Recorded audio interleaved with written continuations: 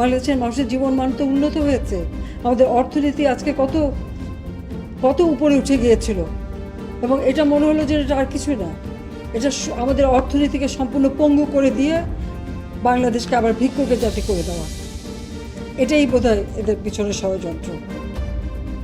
সেটাই হচ্ছে সবথেকে দুঃখজনক, যে দিন রাত অক্লান্ত পরিশ্রম করে বাংলাদেশটাকে যখন একটা জায়গায় নিয়ে আসলাম, আজকে সেখানে দেখি এই একদিকে জ্বালাও পোড়া সব কিছু। ঠিক যে প্রতিষ্ঠানগুলি মানুষের সেবা দেয়, আজকে মেট্রো রেলে চড়ে মানুষ কত অল্প সময়ের মধ্যে সময় বাঁচিয়ে কর্মস্থলে পৌঁছাতে পারতো, আবার ফিরতে পারতো। সেখানে ছাত্ররা, চাকরিজীবী, সাধারণ মানুষ সবাই তো যেতে পারতো।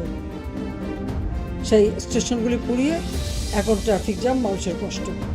আমি তো কষ্ট লাঘব করেছি, কিন্তু যারা এইভাবে আগুন দিয়ে পুড়িয়ে মানুষের সে কষ্টে আবার ফেলে দিল, তাদের বিচার দেশের মানুষকেই করতে।